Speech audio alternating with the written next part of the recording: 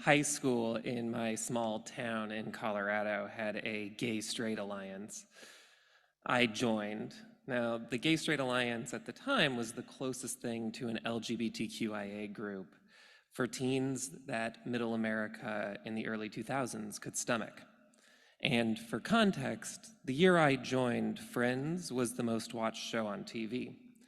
And one of the running jokes in that show was the insinuation that any one of the male characters were either gay or effeminate.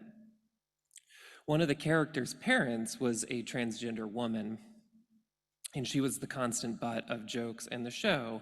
And the implication was that because of this, her son was the most effeminate and had the most psychological difficulties.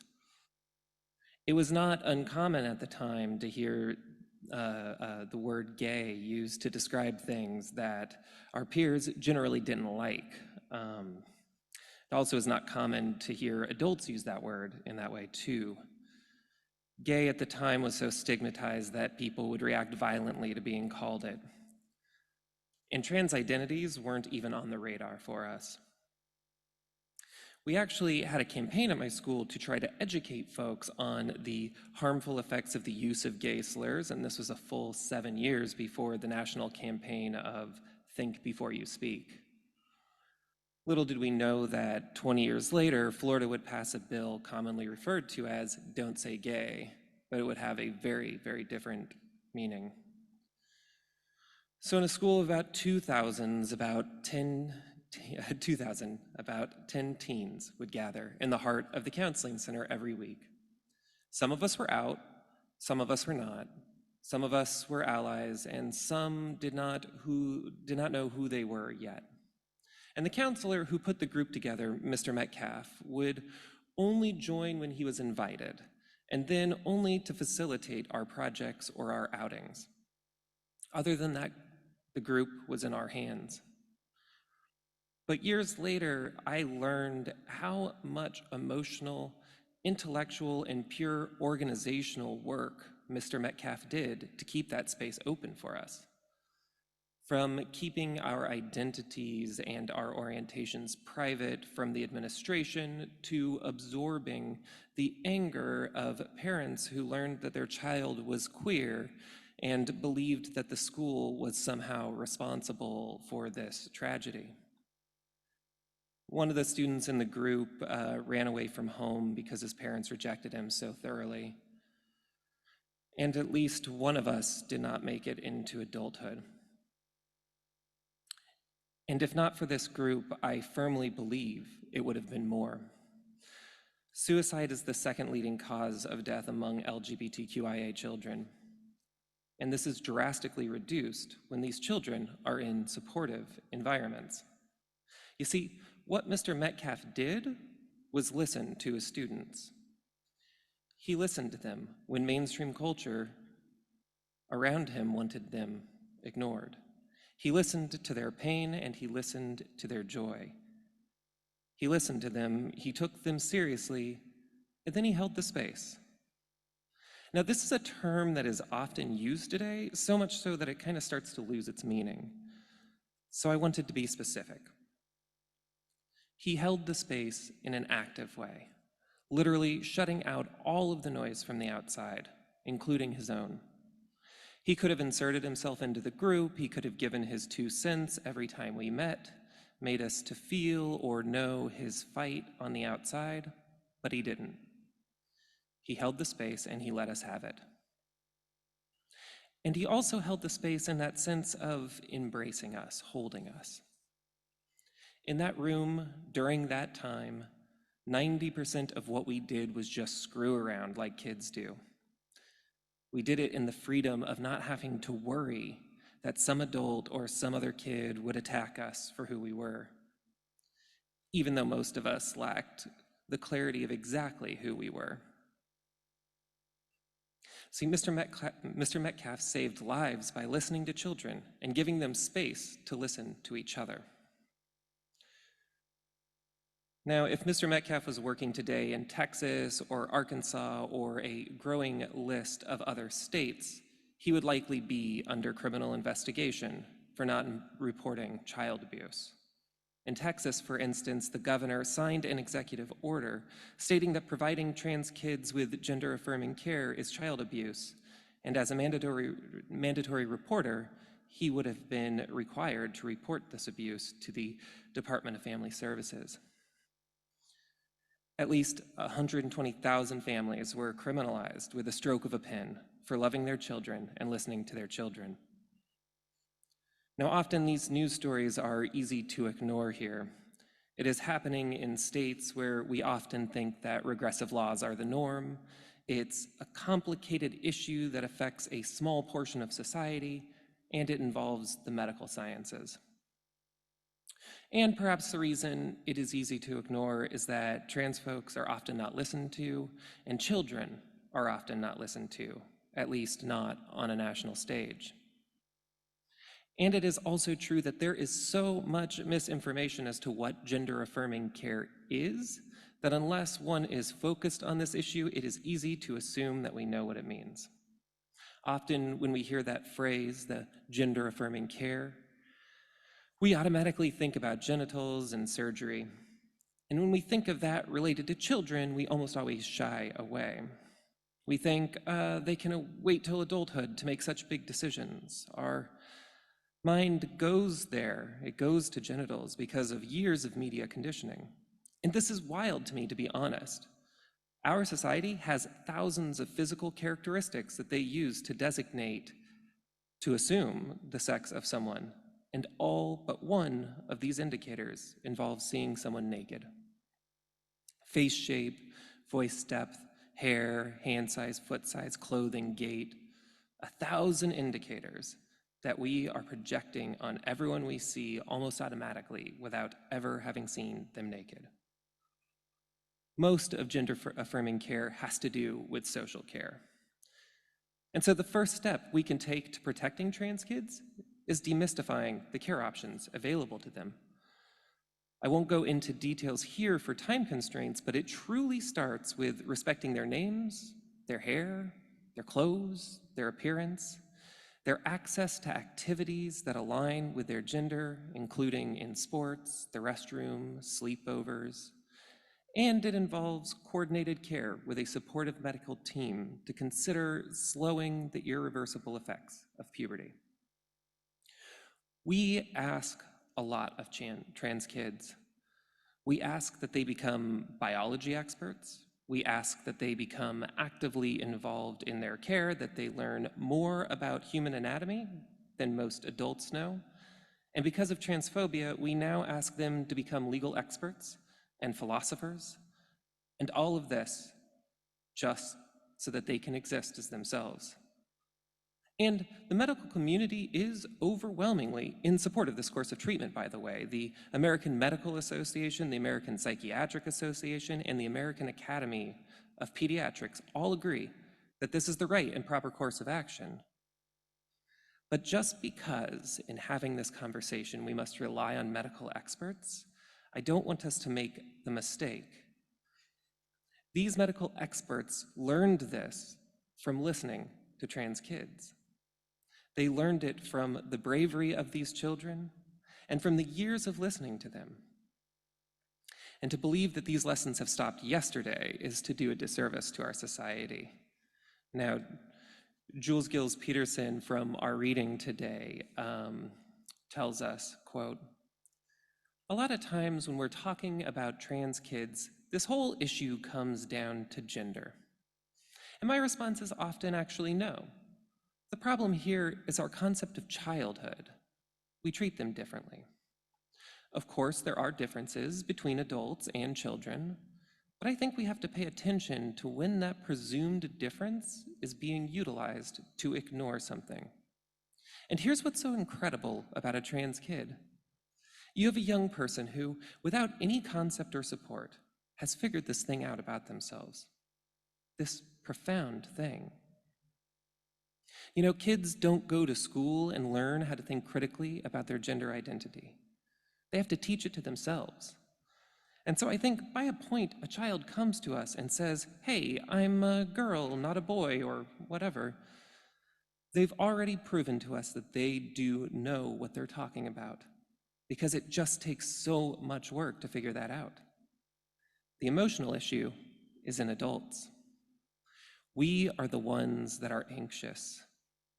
I talk to lots of parents. Most of them don't have a transphobic response. Most of them are responding out of fear. They want what is best for their kid, and now they're confused. By the time the trans kid comes to us with their identity, they've done all the hard work. It's adults that have to play catch up.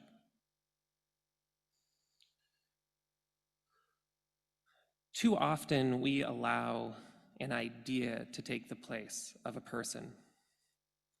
The proponents of these bills, and there are 45 states that have passed or are proposing anti-trans litigation. The proponents of these bills claim that they want to be protecting children from, quote, gender ideology, wanting kids just to be kids. Well, which kids are they worried about?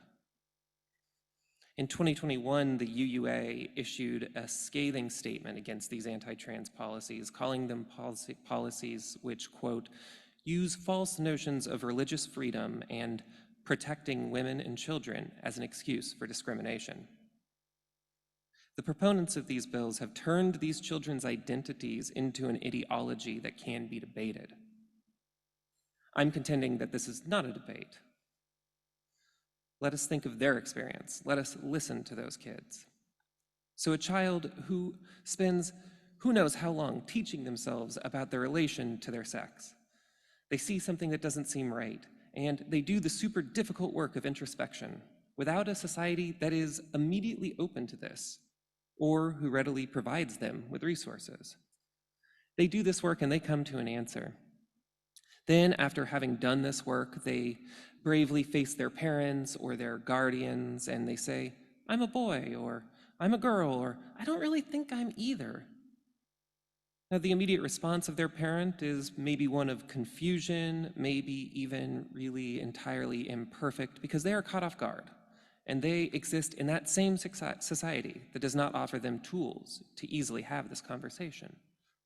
So it's hard at first, the child being so vulnerable and the parent being scared and lost. But they do research. They find places like the Trevor Project, and they connect this child with peers like them, because this child has likely never met another trans person in their life. It can be incredibly lonely being a trans kid. Then they begin to speak with pediatricians, and it's hard at first to find a doctor who is not explicitly or implicitly transphobic. The parents have to have difficult conversations with the school about providing a supportive environment. And that is an uphill battle, often because the school is either apathetic or, in some cases, hostile. The parent and child begin to create a network with other parents of trans kids for support. They begin to see things falling into place, and then the parents learn that the litigators or the governor think that they are abusing their child and they could be arrested for this. Now, the child worries that they will be pulled from the care that is the source of joy and solace in their life. They are worried that the few adults in their life who actually listened to them and cared for them could be arrested for the act of caring for them. They now must become not only experts of human anatomy and advocacy, but experts in the law. And this is just to exist. These laws target the children who actually have supportive families in their life, which is not the case for many. And make no mistake, these laws and policies are not about protecting children. They are about eradicating trans people. They are about removing trans people from having a public life. And in some cases, they are about eugenics politics. And the people pushing these laws have started saying the quiet part out loud. They have started calling for our eradication on national stages to applause. And so what does this mean for us and for our larger faith? Being an intellectual and rational religion, our first instinct, I think, is to get goaded into an argument with those who wish to turn our trans siblings into an ideology. But I think that the first step is that we do not debate their existence and our worth. Our first principle as you use is that we respect the inherent worth and dignity of every person, full stop. It's not a debate. It's not an ideology. It's a child with worth and dignity. It's a child who deserves to be treated with integrity. And we do that by listening to them. And we do that by taking them seriously. And we do that by loving them into being. The second step is that all of us will eventually know an openly trans person or a family with a trans child. Y'all know me. It behooves us to self-educate. Trans kids and their guardians, trans adults and their spouses have to educate just about everyone they meet and interact with. And just meeting folks who have that basic groundwork in place makes the world feel a little less lonely. I think too often we can get into our own heads and get fixated upon whether we did it right. Protecting our moral integrity can sometimes get in the way of actually doing right. There's a lot of caretaking that many trans folks and their family do, even with the most well-meaning allies. So I say, remember that if you think you did something wrong by mistake, like misgender a person, that the best thing that you can do is briefly acknowledge it and then do better next time. And then actually do better next time. And the third step, I think, implicates privilege. Too often, this word privilege is used as a cudgel against would-be allies, and this makes folks try to shed their privilege, but that doesn't help anyone. We are all a mishmash of different privileges and lack of privileges. So I'm trans, and when I walk down the street, I am read that way, and as such, cis folks have a privilege that I do not have. But I'm also white. I'm also middle class. I'm an adult, and I have access to this microphone and that video feed. Discerning our privilege enables us to leverage it up, to lift those up who lack the privilege, even when it does nothing to take away from where we lack privilege. Finally, I think that we should hold space for trans kids. Now, I do not think of prayer as a way of calling on that great goddess in the sky to intervene on my behalf. I think of prayer as a way to invest our full attention, if only for a moment, on someone else. In this world, our attention is valuable. Give it to those who need it most. Let their voices call to us. By the time that they have found that voice, they have already captured the bravest parts of themselves. Ours is a religion who listens to the voices of the oppressed. Be ours a religion who actively holds the space for them, who cancels out the other noise, and who holds them in arms of loving care. May it be so. Amen. Hi, and welcome to Getting the Message, where we dive a little bit further into the service themes and topics. My name is Ember Kelly, and I am the Director of Religious Education. I use she and her pronouns, and I'm so excited to get to dive into today's message about trans kids, listening to kids, and all sorts of things in between with the amazing and wonderful Lily, who is back with us so soon after your most recent message. Welcome, Lily. Yeah. Thank you so much. I'm so happy to be here. Yes, we, and by we, I mean me, are excited to have you here. A fascinating topic. I really loved the topic choice when I saw your message about like what it was going to be. I was like, I love this. This is important for this moment. And as I and we were preparing for this Getting the Message time to dive a little bit deeper, we were debating what to include, and we thought, like, since we were both trans kids once, can we just ramble about whatever we want to, and that counts as listening to trans kids then, and then that covers the theme. But don't worry, folks, we will actually talk about the service themes. There might just be a few rambles in there too. So why this theme? Well, I mean, as you know, the political situation, and maybe most folks don't really know, but the political situation for trans people, and especially trans children, is fairly dire in a large part of the country. When I first started thinking about maybe preaching on something like this, it was around the time that the Texas governor had signed an executive order, which essentially made caring for trans kids, providing gender affirming care to trans kids, like an illegal thing, and opened those families up to criminal investigations, opened up a lot of schools to criminal investigations, and going so far as like even like the Trevor Project, like national places that essentially just talk to trans kids who have high rates of depression and suicide ideation, stuff like that, made them possibly liable criminally for their activities in Texas. And unfortunately, that has only expanded since then and has traveled to several other states along with many other bans. So it felt like a really important topic to be talking about at this time, especially as we start to get closer to Trans Day of Visibility, which is at once, you know, this celebration of visibility for trans folks on March 31st, but also it comes at a time where it's increasingly dangerous to be visible and trans. You know, I often forget that I started hormones on Trans Visibility Day, so this year is 6 years. Speaking of trans care, no, but I mean it is watching the news at all as a trans person these days is it's a lot. And you know, like you were talking about like the Trevor Project, and it made me think about so I think I've mentioned in the past on some other getting the messages, like how I'm doing voice work and working on voice transition. The place that I am going through, they posted like a TikTok saying like, hey, if you're someone who's offering voice training or like to trans kids, you might want to think about like your legal liabilities if those kids are in these states. It's like, man, have we really gotten to that point? Like, Yeah.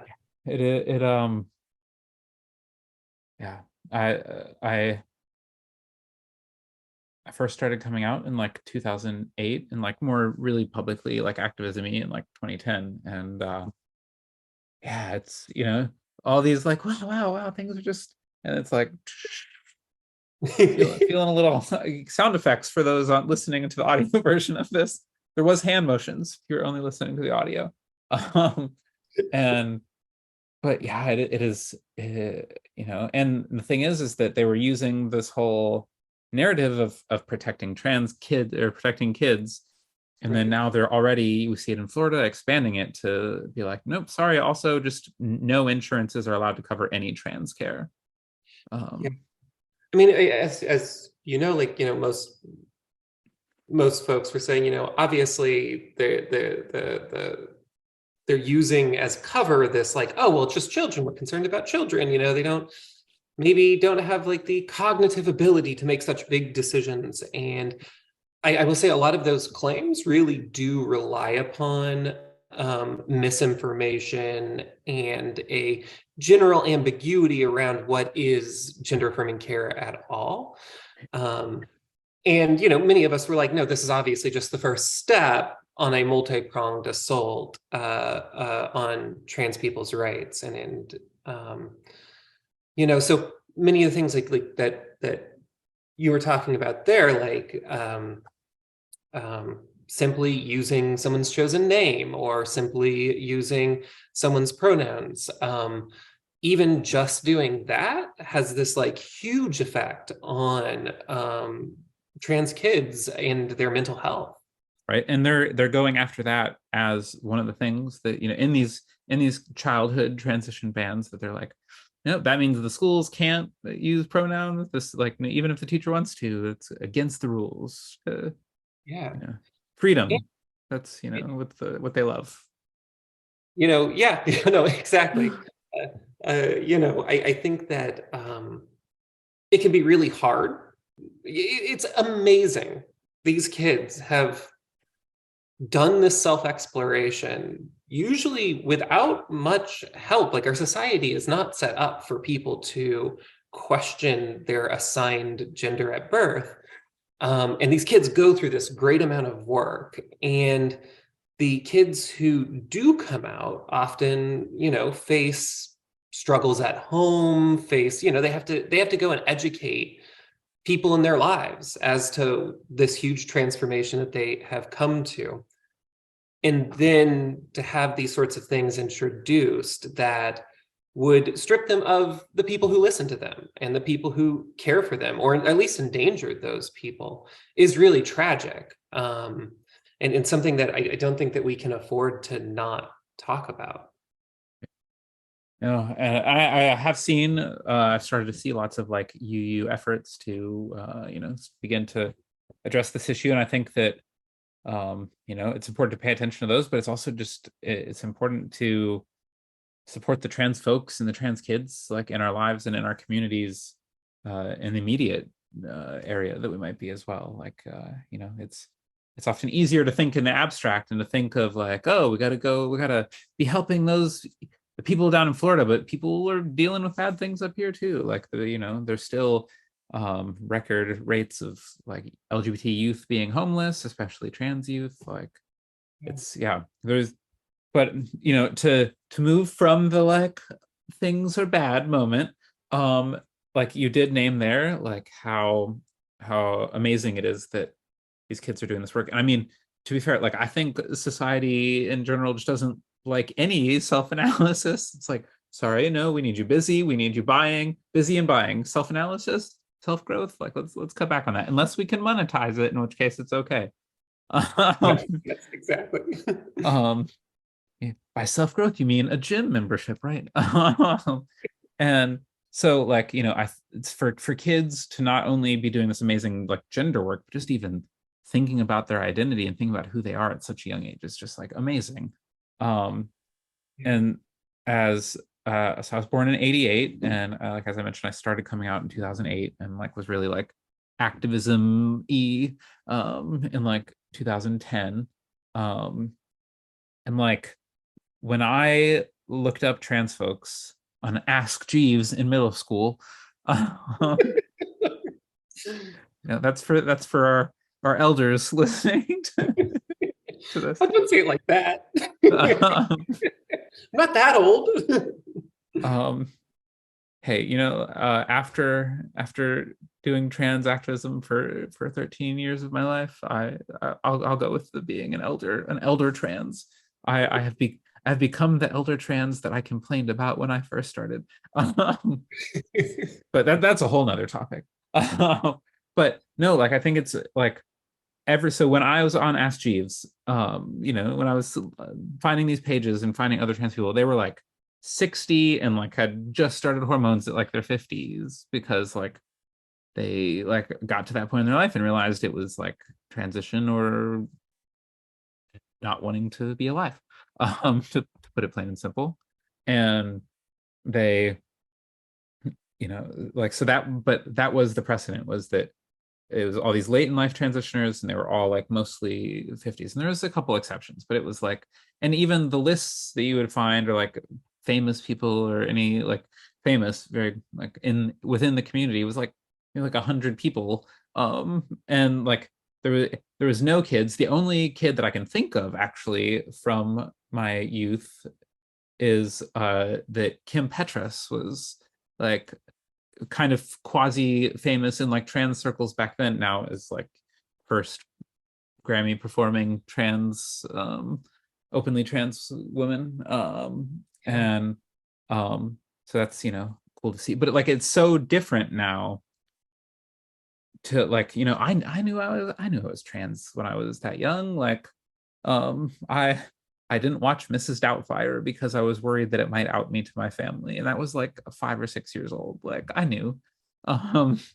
And it's amazing to see trans kids feel like that they're able to be themselves. Like it's really it's a beautiful thing both for our society, but just also for like older trans folks, I think. I don't know if you want to hop it. There's a lot of rambles on my part, so go ahead and hop in off of that. And I do talk a bit about this in the message, but like, we didn't have any resources like that in middle America that I was growing up in. The closest thing that we had was the Gay Straight Alliance, which like I was a part of, but was like, well, I'm not gay, but I'm definitely like belong with these folks in some way. But like I didn't even necessarily have like the cognitive skills to really yeah, I didn't have the categories to really understand what was going on. And any representation of trans folks at the time was jokes, like was either jokes or monsters. Like it's either Silence of the Lambs or Friends. Right. Uh, With and maybe so a solid helping of like Maury and Jerry Springer in the middle there. yes, exactly. Especially in like the late 90s. But now it's very, I mean, this is why visibility is so important. We are no longer relegated to the shadows. We have a history. We've always been around. There's always been trans people. We've always been around. The history has been buried.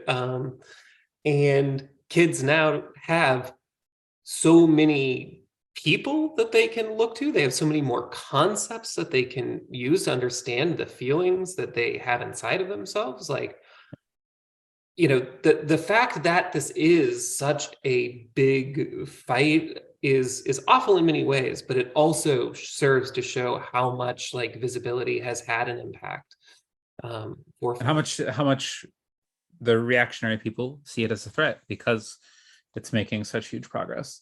Yeah.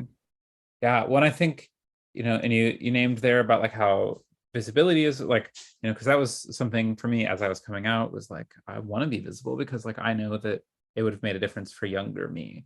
And I think it's this really amazing kind of feedback loop that like, like I can like look and be like, wow, like trans kids, trans teens, like doing amazing things. Like I wish I had been able that brave at that age. I wish the resources had been there for me, but it's this beautiful thing that inspires me so much. But then they can also look and be like, wow, like look, a trans woman who like has a career at a congregation in New York City. Like that's exciting for them. Like, they're it, it is important not just to have that like huge representation, like yes, being in movies, being in TV shows, like this does help change like the pop culture needle, but like it also just helps to have that representation like in your own communities and around you, to like know that yeah, these people do exist. Yeah.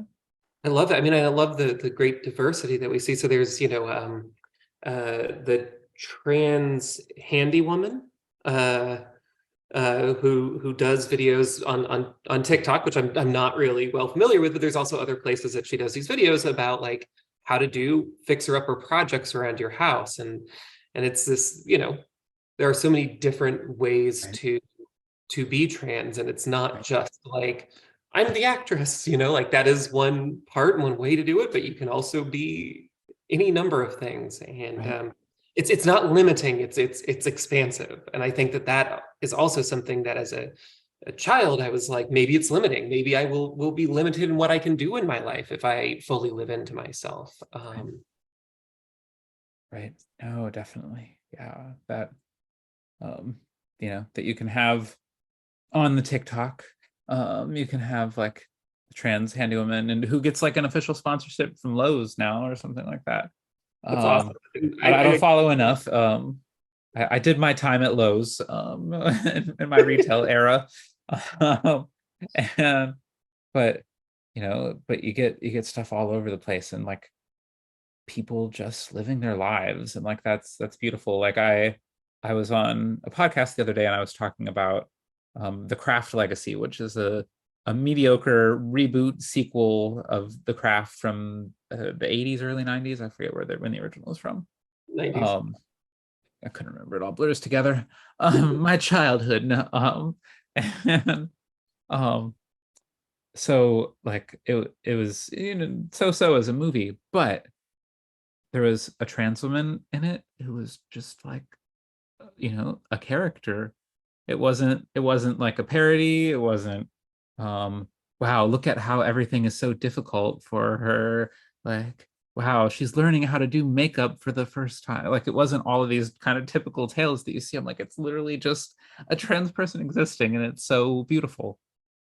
I just, yeah, no, I love that. And I think, more of that will come, especially I want to say with this generation that has kind of not only had more resources at their disposal to see, but have contributed a great deal to our thoughts about gender and about sexuality in these really spectacular ways. And I love learning all of these new terms that like these young people are like living into, that I'm like, oh, I have no idea what is demigirl. That's cool. Don't know what that means. And I just think that part of the listening to trans kids thing is yes, to help them and to help them fully realize themselves, but it's also just generally like children have really amazing insights and really important things to add to our world. And in listening to them, I think that it helps us inform who we are and what our future is going to be.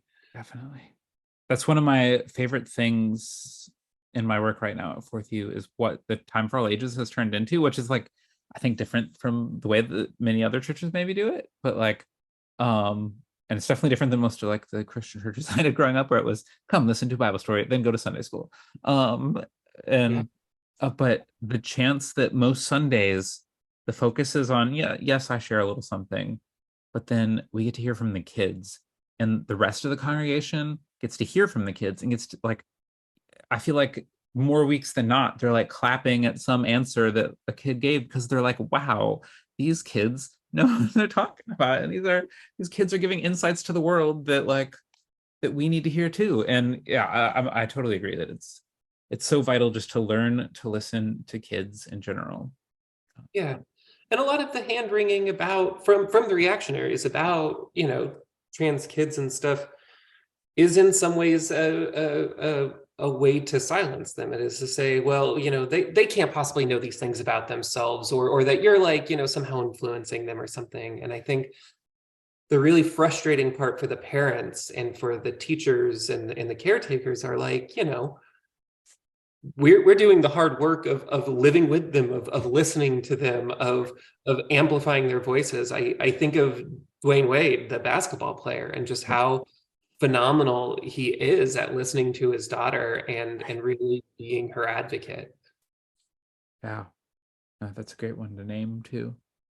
Yeah, it's hard work, but we're gonna face this reaction, and we're gonna rise stronger. I believe that. I am a revolutionary optimist underneath it all. I find myself agreeing with you for once on this optimism. Okay, I think that we're like end tape right there. Like we got Lily agreeing to be optimistic. So I think. I mean, you have editorial control, so you can make me say any number of things. But I would like folks who are listening to know that I do not edit people to say any number of things. That sounds okay.